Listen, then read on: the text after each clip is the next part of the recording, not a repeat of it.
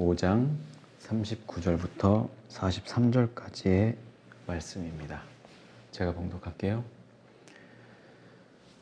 들어가서 그들에게 이르시되 너희가 어찌하여 떠들며 우느냐 이 아이가 죽은 것이 아니라 잔다 하시니 그들이 비웃더라. 예수께서 그들을 다 보내신 후에 아이의 부모와 또 자기와 함께한 자들을 데리시고 아이 있는 곳에 들어가사 그 아이의 손을 잡고 이르시되 달리다굼 하시니 번역하면 곧 내가 네게 말하노니 소녀야 일어나라 하심이라. 소녀가 곧 일어나서 걸으니 나이가 12살이라.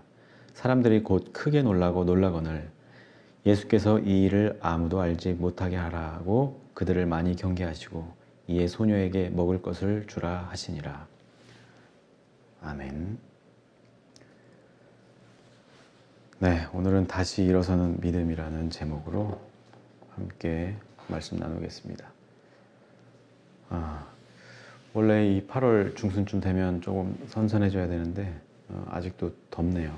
여러분들 조심하시고 건강 유의하시고 또 코로나도 다시 유행하고 있다니까 조심하시기를 바랍니다.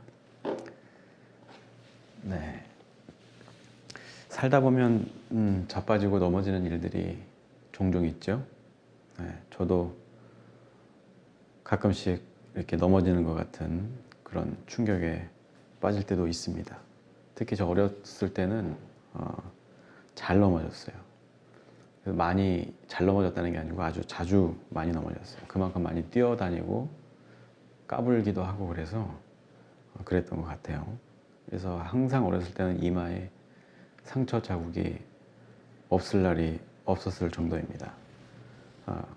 지금은 이제 몸이 넘어지진 않지만 마음이 무너지는 경험들을 아직도 가끔 하죠. 가끔 휘청거리는 그런 제 자신을 발견할 때도 있습니다. 근데 절대 넘어지지 않는 사람이 있죠. 갓난아기가 바로 그렇습니다.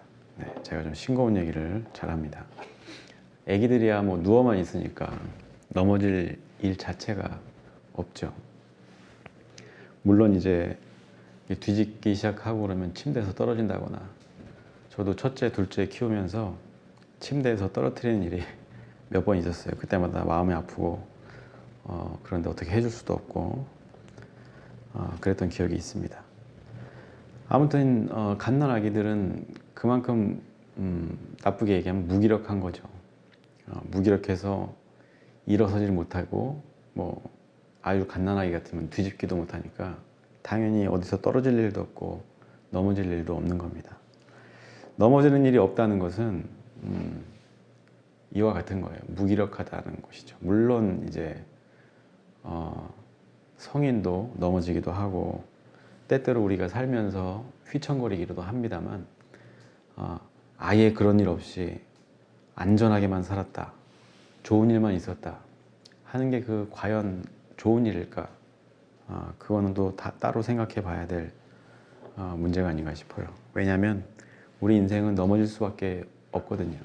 뭐 자의에 의해서든 타의에 의해서든 이렇게 넘어짐을 경험하는 순간들이 올 수밖에 없습니다. 그럼 우리가 그 넘어짐에 대해서 어떻게 대비하고 어떻게 그것에 대해서 생각해야 되는지 우리가 한번 생각해 봤으면 좋겠습니다. 이걸 달리 얘기하면 그거예요. 넘어진다는 것은 우리가 성장해 가고 있다는 반증이기도 한 것이죠. 그러니까 넘어지는 게 꼭 나쁜 것만은 아니다는 겁니다. 그래서 넘어진다는 건 성장한다는 것이다. 또 실패한다는 것도 마찬가지예요. 무언가에 도전했기 때문에 실패하는 거잖아요. 그런데 실패가 없다는 것은 물론 잘해서 실패를 안 할 수도 있겠지만 아무것도 하지 않았다는 말이 될 수도 있는 것이죠. 우리가 이 지점을 잘 들여다봐야 합니다. 우리가 넘어졌다, 실패했다, 힘들다 하는 것은 결국엔 우리가 무언가 도전하고 있었다는 것, 또 무언가를 하고 있다는 것, 내가 살아있다는 것을 증명하는 일이기도 하고, 그거 자체가 참 의미가 있는 거예요. 넘어질까 무서워서 아무것도 하지 않는 게 어리석은 것이죠. 그래서 넘어지고 실패했다는 것은 내가 살아있다는 것, 그리고 내가 무언가를 하고 있다는 것의 방증이기 때문에 여러분들이 잘 생각하고 넘어지는 것 자체에 대해서 두려워하거나 그것 때문에 낭망하지 않았으면 좋겠어요. 많이 넘어질수록 우리는 무언가를 더 잘할 수 있는 준비가 되어 간다는 뜻이고 어떤 길을 갈 최소한의 자격을 갖게 된다는 겁니다. 넘어지는 것은 위험하기도 하고 때론 아픈 일이지만 그 과정을 통해서 우리의 몸이 중심을 잡아가는 그런 훈련이 되는 겁니다. 바로 설 수 있는 연습이 되는 거예요. 그러면 그 다음부터는 넘어질 일이 별로 없다는 것이죠. 저도 이제 어렸을 때 많이 넘어지긴 했지만 지금은 모르겠어요. 제가 남들보다 더 뛰어난 균형 감각을 갖고 있는 건 아니지만 넘어지는 일이 없었어요. 수십 년간. 네, 넘어질 뻔 하더라도 제가 중심을 잘 잡고 발목이 삐끗할지언정 넘어지지 않는 그런 삶을 살고 있습니다. 물론 이제 심리적으로는 무너질 때도 있고 넘어질 때도 있겠죠. 가끔 어떤 아무것도 아닌 일에 실망하기도 하고 그것 때문에 낙심하기도 하는 평범한 인간이기도 합니다만 그런 시간들을 통해서 제가 더 강해지고 앞으로 나아가는 것 같은 그런 생각이 들 때가 많이 있어요. 그래서 우리가 이 넘어지는 것은 피할 수 없는 일이라고 말할 수가 있어요.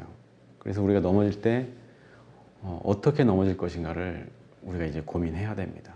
제가 태권도를 했어요. 그래서 공인 3단 자격증을 가지지 못했습니다. 3단 시험까지 패스를 했는데 그리고서 그 단증을 받기 전에 제가 태권도장을 그만둬가지고 그걸 받으러 간다 하면서 벌써 한 30년 넘게 시간이 흘러버렸네요. 아무튼 태권도장 가서도 제일 먼저 배우는 게 뭐 기본 동작도 있지만 낙법을 배워요. 잘 넘어져야 다치지 않기 때문에 겨루기를 하다가 한다든지 아니면 격한 몸동작을 하다가 넘어질 경우에 대비해서 어떻게 넘어져야 되는지를 배우고 또 단수가 올라가더라도 그 연습은 기본적으로 항상 했던 기억이 있습니다. 그래서 우리가 인생을 살아가면서 넘어질 때를 대비해서 어떻게 넘어졌을 때 어떻게 해야 될지, 넘어질 것 같을 때 어떻게 우리가 대비를 해야 되는지 우리가 생각을 해봐야 한다는 거예요. 우리가 몸이 넘어질 때 어떻게 해야 돼요? 보통은 이제 기운이 없으신 노인분들은 팔이나 이런 것들이 근력이 떨어지기 때문에 그냥 얼굴로 떨어지는 경우가 많아서 그런 낙상사고가 참 많다고 해요. 그거는 이제 뭐 연세가 드셔서 힘이 없으니까 어쩔 수 없는 일이라고 하더라도 우리 젊은 사람들은 넘어졌을 때 팔로 이렇게 한다든지 할 수 있잖아요. 근데 팔도 부러지면 되게 불편하잖아요.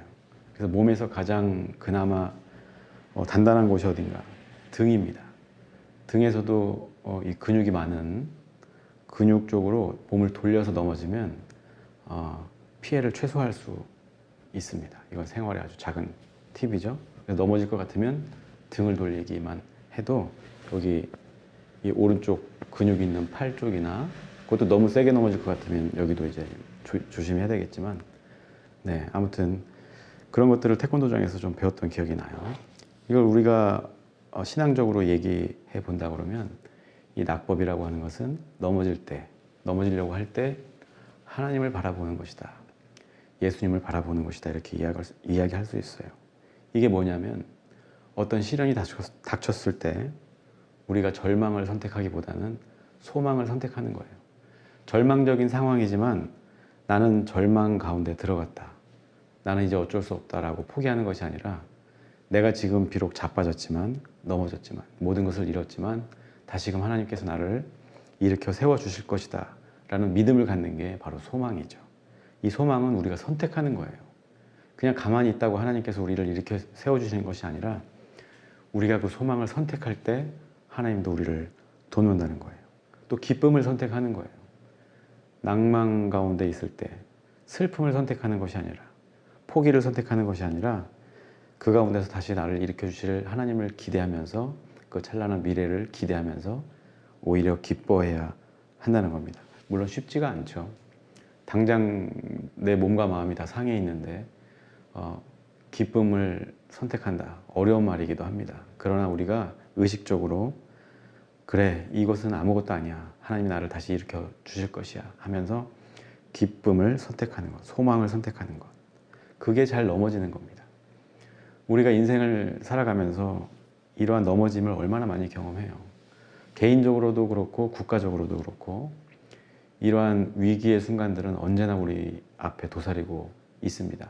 그때마다 우리가 절망을 선택하고 포기를 선택한다면 우리는 더 이상 한 발자국도 나아가지 못하는 거예요. 그 시련은 아프지만 그러나 소망이 그 아픔을 견디게 해주는 것이고 기쁨, 우리가 선택한 기쁨이 우리를 포기하지 않게 해주는 겁니다. 이 잘 넘어지는 거예요. 잘 넘어졌을 때 훈련이 되고 그로 인해서 우리가 이후로는 잘 넘어지지 않는 중심을 잘 잡아갈 수 있는 그런 사람이 되는 겁니다. 잘못 넘어지면 우리의 몸과 마음이 상하는 거예요. 우리가 시련을 겪었을 때 낭망을 선택하고 포기를 선택한다고 하면 우리의 몸과 마음이 망가지는 거예요. 망가진 채로 나를 내버려 두는 시간이 길어질수록 우리는 다시금 회복하기가 쉽지 않은 겁니다.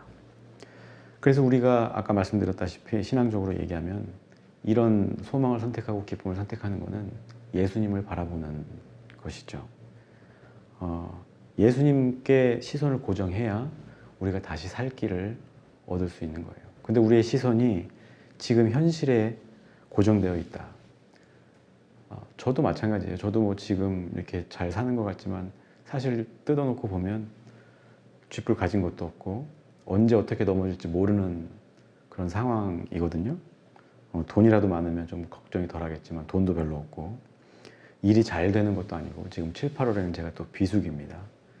물론 이제 굵직굵직한 일들이 한두 개씩 있긴 하지만 이것도 어떻게 될지 몰라요.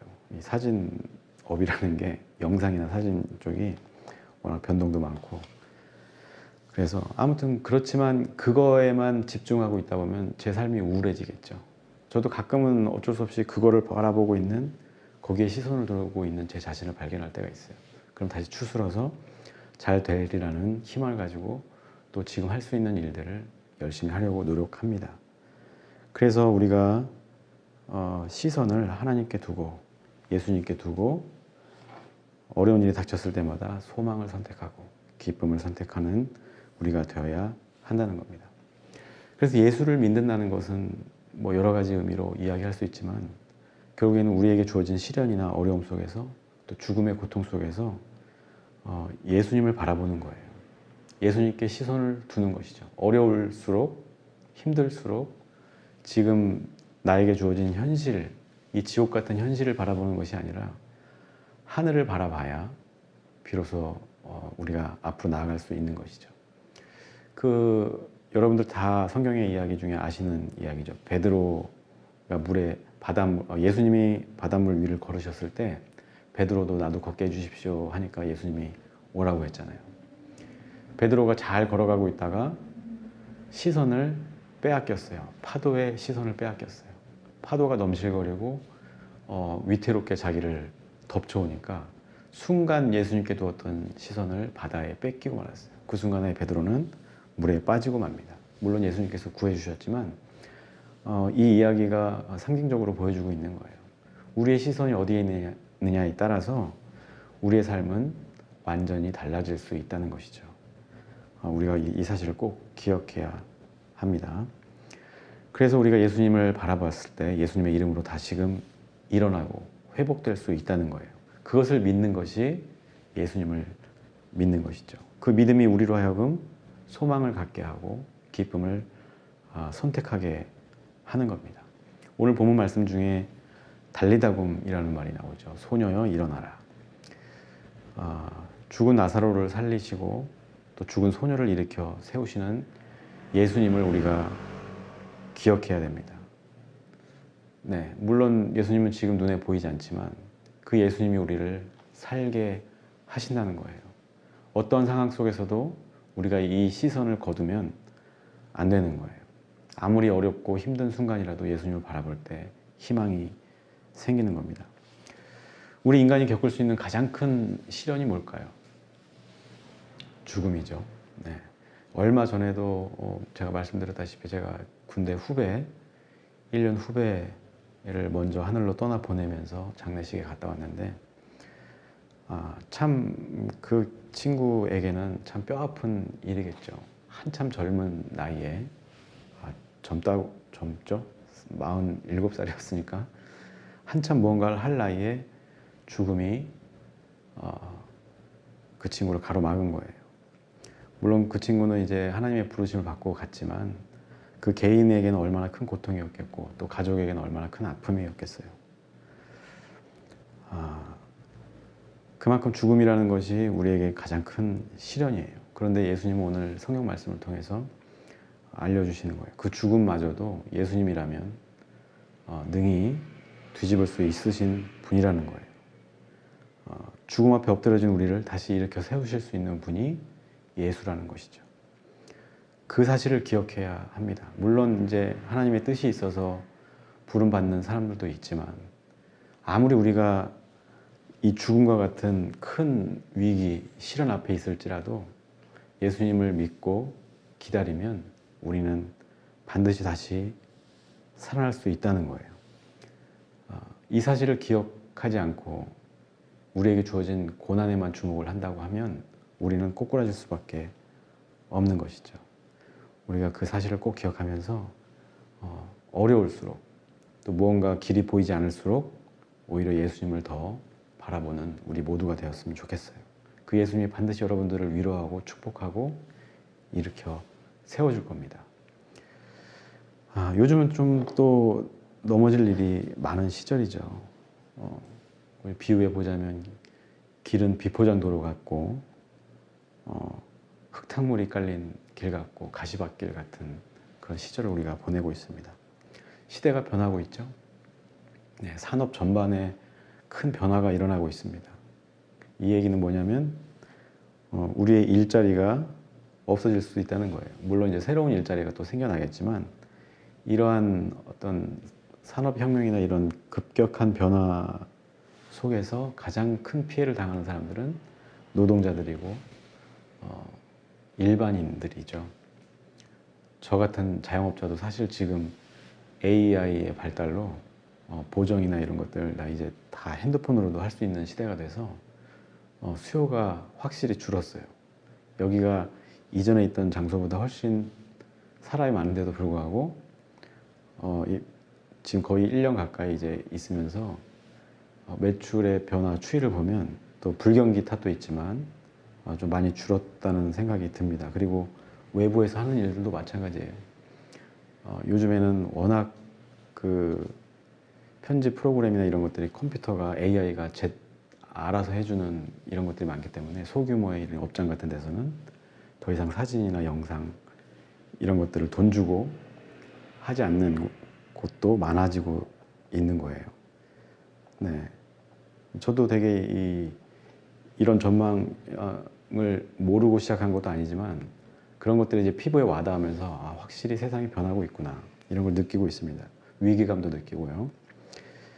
근데 정치적으로는 어때요? 지금 우리나라가 북한뿐 아니라 이제 중국도 주적으로 둬야 될 상황에 놓여버렸어요. 우리 윤석열 대통령께서 지금 미국 가가지고 한미일 3자 그 회담을 하면서 결국에는 한미일 공조를 통해서 미국의 뜻에 따르겠다고 이렇게 허리를 숙인 이런 희대의 사건이 일어났죠.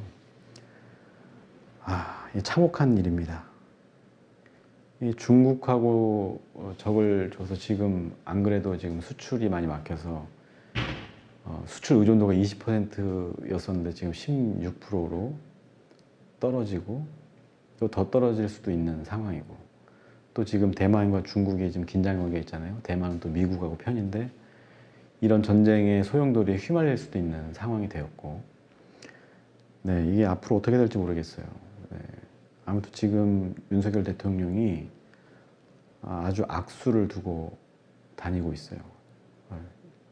막말로 하면은 여기저기 똥을 싸놓고 다니고 있는 거죠. 탄핵도 모자란 것 같아요. 이 사람은 정말 민족의 큰 죄악을 지금 저지르고 있는 것은 분명합니다. 제가 자꾸 정치 얘기해서 또 싫어하실지 모르겠지만 정치는 곧 우리의 생활과 연결되어 있는 거예요. 지금 경험하셨잖아요. 1년 반 동안 정치 대통령 하나 바뀌어서 우리의 삶이 얼마나 퍽퍽해졌는지 저는 지금 몸소 뼈저리게 느끼고 있어요. 올해 들어서면서 그 경기가 안 좋아지면서 매출이 굉장히 많이 줄었거든요. 네, 그래서 지금 저도 걱정인데 아무튼 나라 전체가 지금 이런 소용돌이에 지금 빠지고 있습니다. 미국과 일본은 이제 앞으로 우리나라 뒤에 숨어가지고 네, 우리를 앞세워서 중국을 대적하려고 하겠죠. 네, 큰일입니다.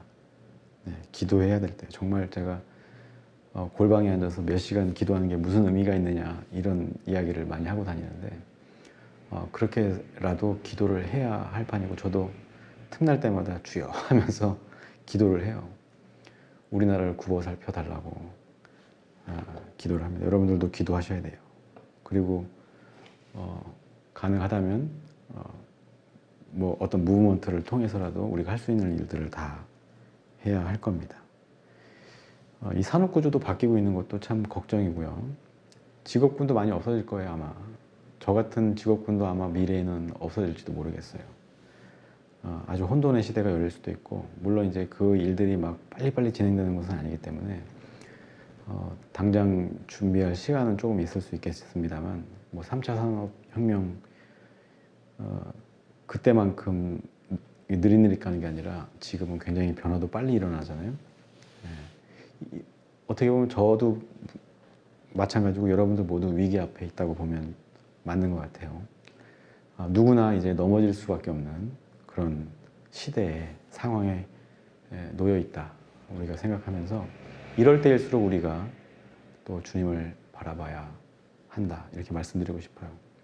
또 저는 이제 또 목회자로서 교회가 몰락하게 가고 있는 현실, 이게 말하자면 저에게는 밥벌이잖아요.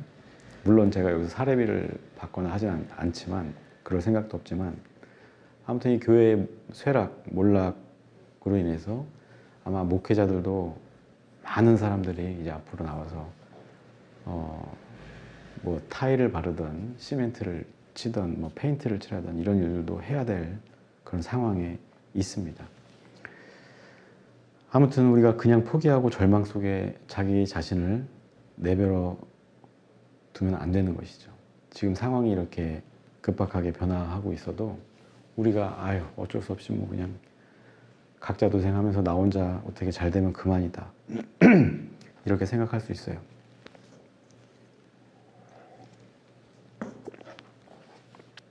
그러나 아까도 말씀드렸듯이 이 절망 속에 우리를 내버려 두면 안 되는 겁니다. 우리의 선택에 따라서 우리의 미래는 달라지는 거예요. 이 사실을 기억하지 못하면 안 됩니다. 그냥 상황이 이러니 어쩔 수 없다 라고 포기해버린다면 그 상황은 절대 결코 바뀔 수가 없는 거예요. 기왕에 넘어질 거 잘 넘어져야 돼요. 넘어지더라도 최대한 덜 다치게 넘어지면서, 다시 말하면 이런 상황에서 오히려 주님을 바라보면서 주님의 뜻을 구하는 그런 시간들을 우리가 가져야 한다는 거예요. 최악의 상황 앞에서도 우리가 희망을 노래할 수 있어야 됩니다. 왜냐하면 우리는 예수님을 믿는 사람들이기 때문이죠. 믿을 것 없는 사람들은 그럴 수 있다고 쳐요. 그러나 예수님을 믿는 사람들은 이런 상황 속에서도 좌절하거나 낙담하거나 절망을 선택하는 일이 없어야 한다는 겁니다. 왜냐하면 예수님은 죽은 자도 살리시는 분이기 때문에 우리가 그 예수님을 믿고 우리를 다시 일으켜 세우실 예수님을 기대해야 한다는 겁니다. 그렇게 우리가 믿고 기다리다 보면 예수님께서 우리에게 달리다굼, 물론 소녀여 일어나라는 뜻이지만 우리에게 이렇게 말씀하실 거예요. 일어나라. 네가 다시 살 수 있다. 네, 이렇게 말하실 겁니다. 여러분들 절대 낙담하지 말고, 이 어려움과 시련과 아픔이 며칠이 갈 수도 있고 때에 따라서는 몇 년이 갈 수도 있지만 그럼에도 불구하고 우리가 희망을 놓지 말아야 하는 거예요. 기쁨을 선택해야 되는 겁니다. 작은 즐거움에도 만족할 수 있는 그런 마음가짐을 가져야 되는 거예요. 그때 우리에게 희망이 있습니다. 실망이나 분노나 좌절, 아픔, 초조함, 불안, 또 우울감,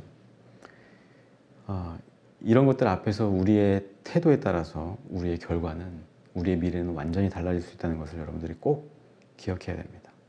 하나님 나라를 꿈꾸는 우리에게 하나님은 우리에게 쉴 만한 물가가 되어 주실 것이고 푸른 초원이 되어 주실 겁니다. 그래서 하나님을 우리가 믿고 나아가야 하는 거예요. 이러한 전제 위에서 시련은 우리를 성숙하게 하는 거예요. 더 단단하게 만들어 주는 겁니다. 하나님을 바라보고 희망을 선택하고 소망을 선택하고 기쁨을 선택한 사람들에게 성숙을 주시는 거예요. 우리를 더 단단하게 만들어 주시고 이 현실에서 답이 없을 것만 같지만 다시 일으켜 주실 예수님을 기대한다고 하면 그 예수님이 우리에게 달리다고 다시 일어나라 말씀하실 겁니다. 그래서 묵묵히 기다릴 수도 있어야 하는 거예요. 제가 예전에 사역했던 어느 교회 목사님이 항상 그런 얘기를 많이 하셨어요. 인생의 실패는 기다림의 실패다. 기다릴 줄 모르는 사람들이 성급하게 실패했다고 착각하는 거죠. 당장은 실패한 게 맞을 수 있어요. 그러나 그것이 결론이 아니라는 거예요. 우리에게는 아직 시간이 있고 또 내일이 있잖아요. 그 내일을 기대하면서 인내하고 기다린다고 하면 여러분들에게 찬란한 미래를 예수님께서 허락하실 것입니다. 네. 예수님은 여러분 편이에요. 저와 여러분의 편입니다. 그리고 이 시간에 욥을 기억했으면 좋겠어요. 제가 이 말씀을 한번 나눴었는지 모르겠지만 한번 말씀 나눴었죠. 왜 의인이 고난받는가에 대해서 이야기했었는데 욥도 어떻게 보면 우리보다 더 힘든 상황에서 위기를 겪고 또 아픔을 겪었던 사람이에요. 모든 것을 잃었어요. 건강도 잃고 아내도 잃고 자식도 잃고 친구마저 잃는 그야말로 고독한 시간, 아픈 시간을 오래도록 견디면서 할 수 있었던 것은 기다리는 것이었어요. 이 기다림 끝에 하나님께서 다시 베푸시는 축복을 경험했던 거예요. 그 축복을 받으면서 욥이 이렇게 고백하죠. 이제껏 귀로만 주님을 듣다가 이제는 눈으로 주님을 봅니다.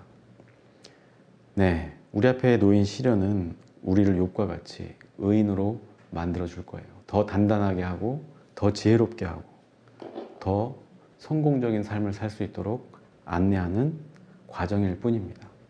그래서는 이제까지는 주님을 귀로만 들어왔고 이 세상을 귀로만 들어서 어설프게 알고 있었다면 이 시련을 통해서 아픔을 통해서 이제는 주님을 눈으로 보는 세상의 이치를 깨닫고 하나님의 뜻을 깨닫는 그래서 다시금 실패하거나 낙담하는 시기가 오더라도 담대하게 내일을 준비할 수 있는 그런 사람으로 우리를 바꾸어 주신다는 사실을 여러분들이 꼭 기억했으면 좋겠습니다. 실패는 변가지 상사입니다. 넘어질 수 있고 잘못될 수 있고 실수할 수 있어요. 그러나 그것이 우리의 가치를 결정짓는 것이 아니라는 것을 여러분들이 마음에 새기기를 주님의 이름으로 권면합니다. 그리고 주님을 바라보면서 소망을 선택하고 기쁨을 선택하면서 이 어려운 난국을 또 개개인에게 처한 그런 아픈 상처들을 이겨내시기를 주님의 이름으로 축복하면서 말씀 마치겠습니다. 기도하겠습니다.